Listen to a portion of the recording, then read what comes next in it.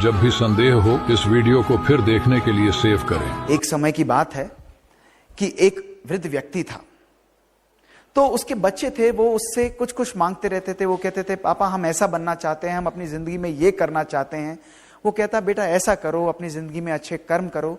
लेकिन जब उसका अंतिम समय आया तो उसने उन सबको बुलाया और उसने कहा कि जीवन की 4 बातें मैं तुम्हें आज देता हूं।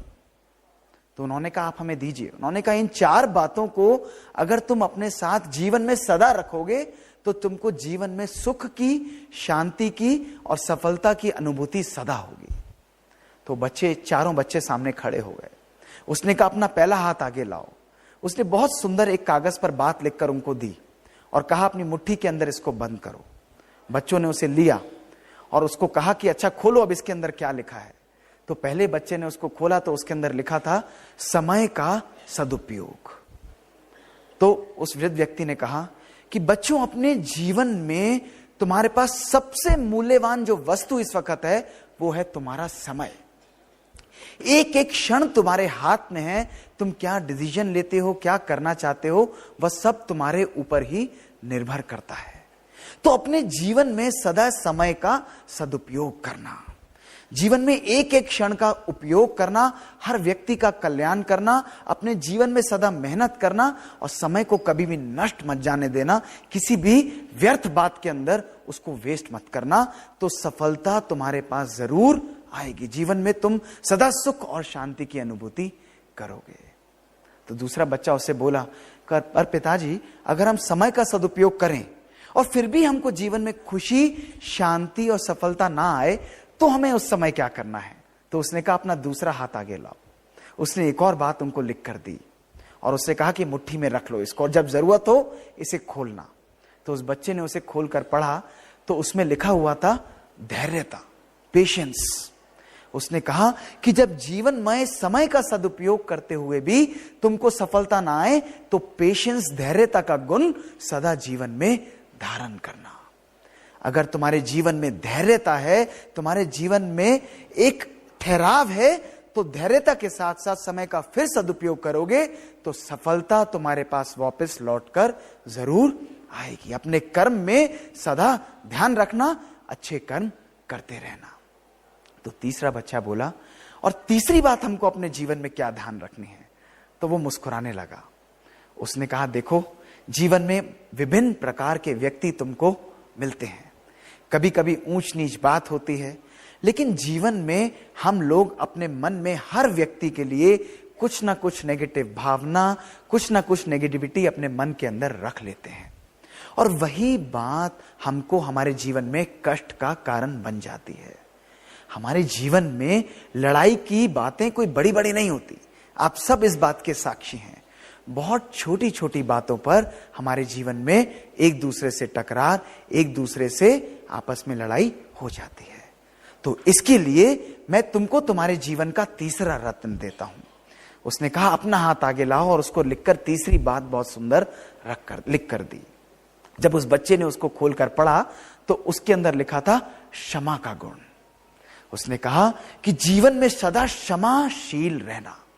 कोई कैसा भी व्यक्ति तुम्हारे पास आए जिसने तुम्हारे लिए कितना भी बुरा किया हुआ हो, लेकिन जिस व्यक्ति के पास क्षमा का गुण है वो सदा सर्वश्रेष्ठ है। इस जीवन में सबसे ऊंचा क्षमा का गुण किसके पास है? परमपिता परमात्मा के पास है। हम कहते हैं ना, परमात्मा के पास जाएंगे कि हमें क्षमा करना, वो कहेगा ठीक है मैं तुमको क्षमा करता हूं, लेकिन आगे ऐसा मत करना।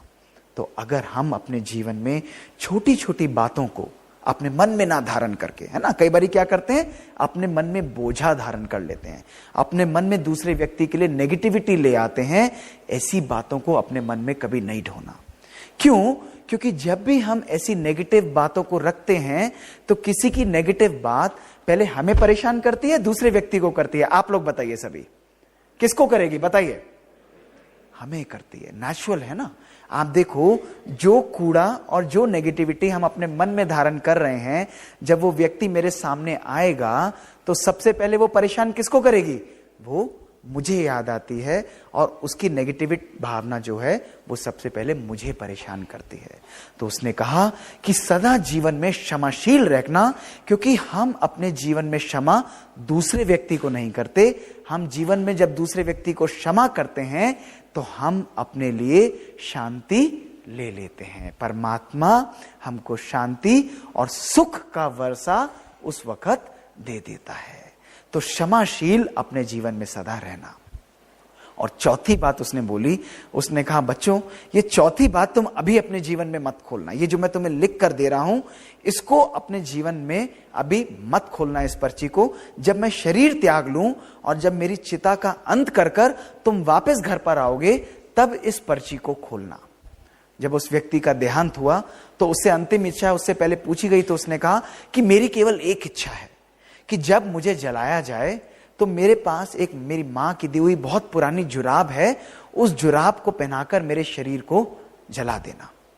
तो जब उसका देहांत हुआ तो उसके बच्चों ने उसको पुरानी जुराब पहनाई और उसकी चिता में जब अग्नि देने गए तो सारे साधु संत महात्मा जो वहां पर इकट्ठे थे उन्होंने कहा कि तुम ऐसा नहीं कर सकते। तो बच्चों ने कहा नहीं, हमारे पिता की इच्छा थी। उन्होंने कहा नहीं, हमारे शास्त्रों में ऐसा लिखा है कि कोई भी पुरानी वस्तु अपने साथ नहीं ले जा सकते, ये पुरानी जराब भी नहीं ले जा सकते, इसको उतारिए और फिर चिता को अग्नि दीजिए। तो बच्चे मायूस हो गए, लेकिन जैसे शास्त्रों ने कहा था उसकी चिता का अंत कर कर उस जुराब को उतार कर साइड में रखा और घर पर आए। जब वो घर पर आए तो उनको याद आई कि पुरानी पर्ची हमारे पिता ने हमें दी थी, उसको हम खोल कर देखते हैं। तो उन्होंने उस पर्ची को खोल कर देखा, उस पर बहुत सुंदर बात लिखी थी। उसने कहा कि बच्चों तुमने देखा होगा कि जब मैं इस दुनिया से गया तो मेरी गाड़ी, मेरा बंगला, मेरे धन, मेरी दौलत को तो छोड़ दो, मैं अपने साथ एक पुरानी जुराब भी नहीं ले जा पाया। और जो मैं पुरानी जुराब भी अपने साथ नहीं ले जा पाया, इसलिए अपने जिंदगी में चौथी बात जो मैं तुमको बताना चाहता हूं कि सदा अपने जीवन में वैराग्य का गुण सदा धारण करना।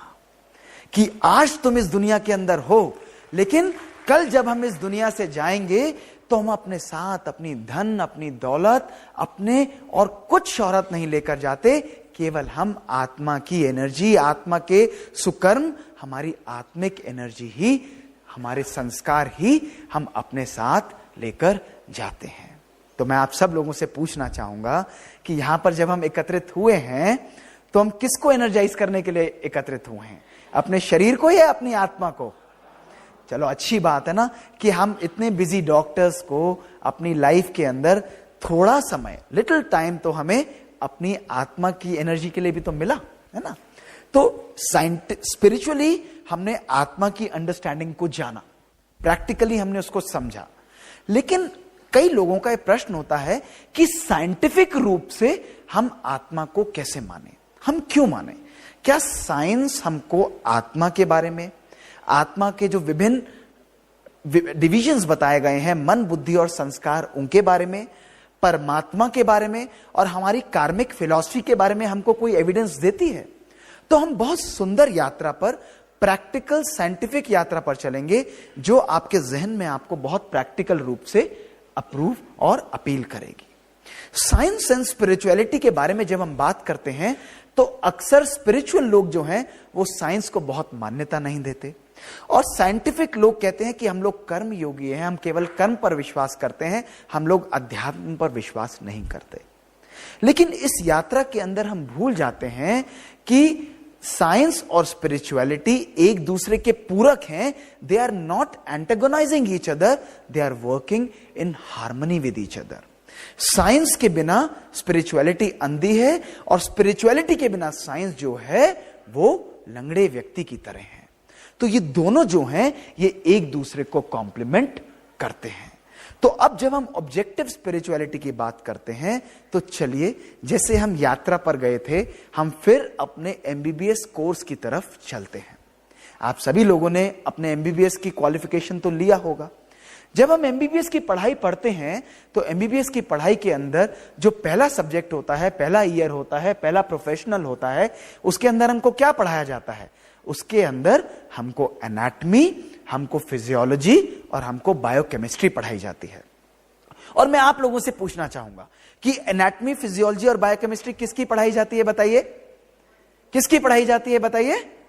बॉडी की पढ़ाई जाती है। आपने बहुत सुंदर रूप से मेरी बात को आसानी से कह दिया कि we are made to learn about the anatomy of the human body and physiology and biochemistry of the human body.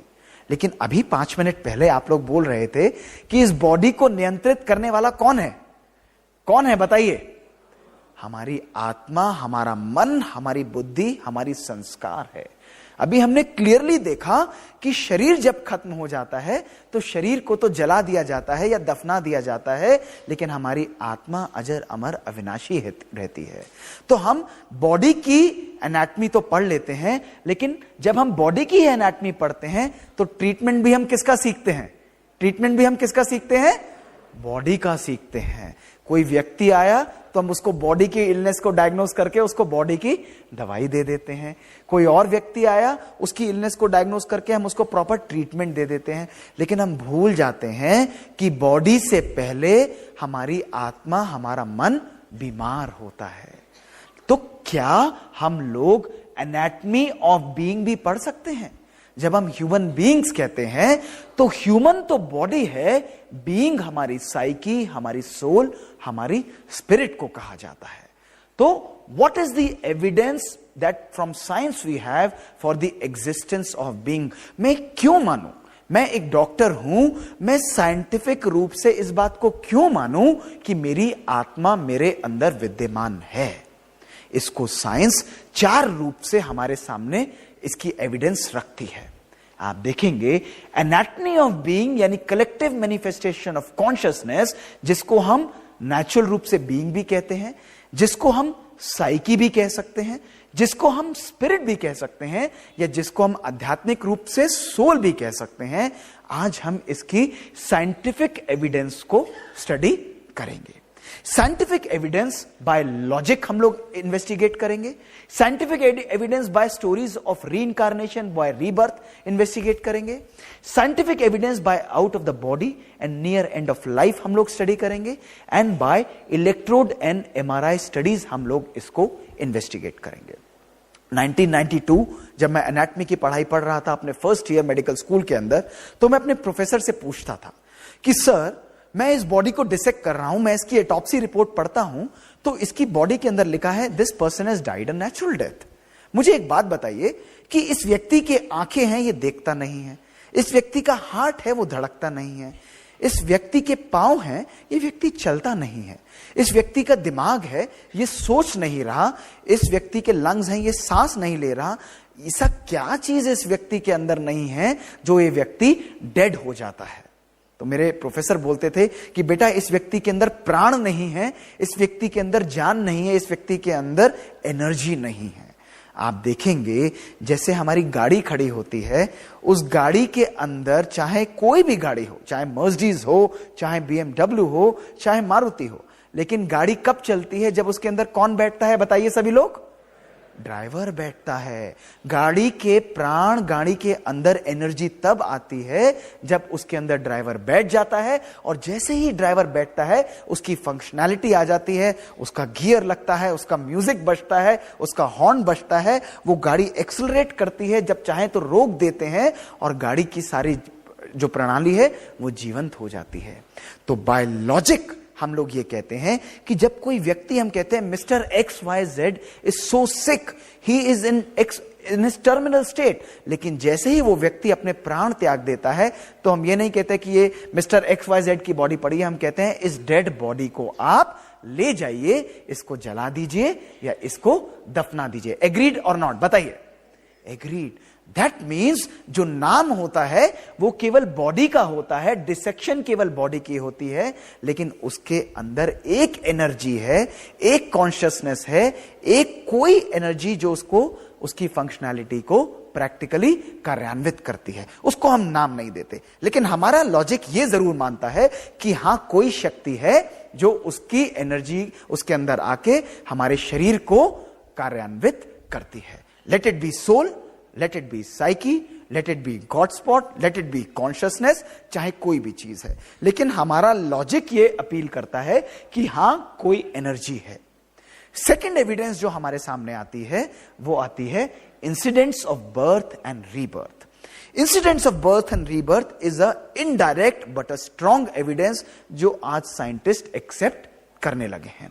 मैं आपके सामने कुछ प्रैक्टिकल एग्जांपल्स इस चीज की रखूंगा। जो latest evidence by professor ion Stevenson, जो प्रोफेसर ऑफ साइकेट्री हैं यूनिवर्सिटी ऑफ वर्जीनिया अमेरिका के अंदर, उन्होंने दिखाया है कि कई बच्चों जब उनको पास्ट लाइफ रिग्रेशन के अंदर लेके गए तो जिन बच्चों को बहुत सिवियर बर्थ मार्क्स होते हैं, बहुत डार्क स्पॉट्स होते हैं, कुछ पर्टिकुलर बर्थ इंजरीज होती हैं, उनके अंदर दिखाया गया almost 35% of the children who claim to remember previous lives they have birth marks और birth defects and more than 210 such children have been investigated. जब उनको रिग्रेसिव एनर्जी के अंदर ले जाकर उनके माइंड को स्टडी किया गया तो उसके अंदर देखा गया कि जिस प्रकार का बर्थ मार्क उस बच्चे को होता है, उस प्रकार की मेमोरीज उस व्यक्ति को, उस इंजरी की मेमोरीज वो पिछले जन्म के अंदर लेकर उसकी डेथ हुई थी और वो नेक्स्ट जन्म के अंदर उसको एक बर्थ मार्क के रूप में प्रकट होती है। But that is also an indirect evidence. दूसरा इनडायरेक्ट एविडेंस जो प्रोफेसर आयन स्टीवेंसन ने बहुत स्ट्रांगली प्रेजेंट किया, जो हम लोग देखते भी हैं, फोबियाज ऑफ पास्ट लाइफ। अब कई बारी हम लोग देखते हैं कि एक फैमिली है, एक फैमिली के अंदर एग्जाम्पल एक माता पिता जो हैं वो बहुत अच्छे बैडमिंटन प्लेयर हैं या बहुत अच्छे स्विमर्स हैं, लेकिन वो अपने बच्चे को बहुत स्ट्रांगली ट्रेन करते हैं कि ये बच्चा भी नेचुरली क्या बनेगा, एक अच्छा स्विमर बनेगा। लेकिन जब वो स्कूल के अंदर जाता है, उसको पूल के पास लाया जाता है, तो वो स्विमर की तो बात छोड़ दीजिए, उसको पानी से भी बहुत भयंकर क्या हो जाता है, फोबिया हो जाता है। One of these examples is of a Sri Lankan child which was very nicely investigated by Professor Ian Stevenson when the child's parents both were national swimmers. But this child has a significant phobia of water. इतना phobia कि जब उसको पानी के पास लाया जाता था तो वो पानी से दूर भाग जाता था। तो जब उसको पास्ट लाइफ रिग्रेशन के अंदर ले जाकर उसके माइंड को स्टडी किया गया तो प्रोफेसर आयन स्टीवेंसन ने देखा कि पिछले जन्म के अंदर उसकी जो डेथ हुई थी, उसका जो मेमोरीज आ रही थी वो हुई थी कि बाढ़ के अंदर उस बच्चे ने, उस व्यक्ति ने अपने प्राणों को त्याग दिया था।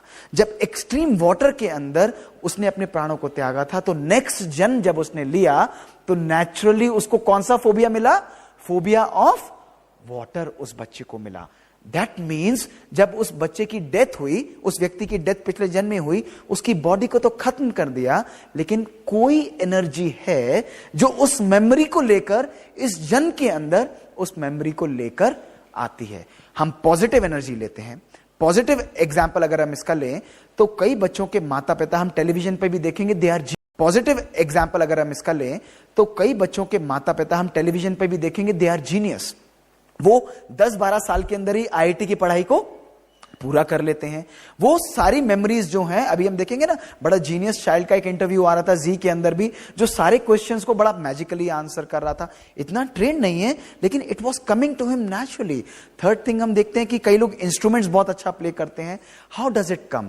That means there is a energy that is present in our body, जो पुराने संस्कारों को, पुराने जन्मों के एनर्जी को, संस्कारों को लेकर इस बारी फिर बर्थ लेती है।